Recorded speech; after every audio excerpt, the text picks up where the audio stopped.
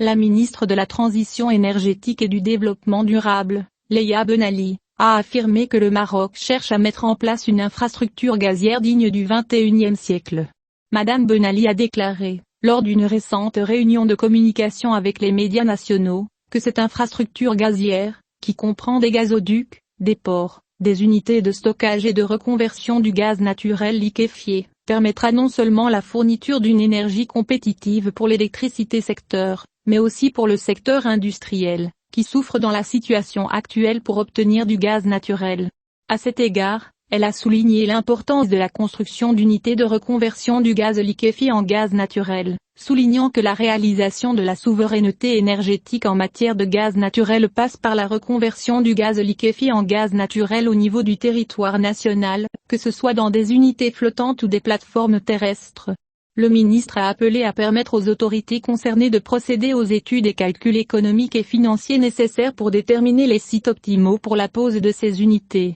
soulignant que les ports de Muhammadiyah et de Nador semblent, selon l'Agence nationale des ports, les plus disposés à recevoir gaz naturel liquéfié, le stocker et le transformer en gaz naturel, que ce soit au niveau d'une unité flottante ou sauvage. Elle a souligné la nécessité de ne pas se cantonner à un seul port pour ce processus, d'autant plus que le Maroc compte de nombreux ports le long de ses côtes de plus de 3500 km, comme le port de Jorf Lasfar, qui est un pôle industriel, le port de Tanger et le port de Dakhla, qui est en passe de devenir une zone industrielle verte, soulignant que le Maroc cherche à préparer 4 ports, et que l'objectif, selon le ministre, n'est pas seulement de recevoir du gaz naturel liquéfié, mais de réaliser un développement global dans la ville ou la région concernée. Dans ce contexte, a-t-elle indiqué, les ports marocains s'apprêtent à recevoir pour la première fois du gaz naturel liquéfié, expliquant que ce type de gaz nécessite le respect de normes de sécurité très particulières qui nécessitent de laisser aux autorités compétentes suffisamment de temps pour mener toutes les études nécessaires.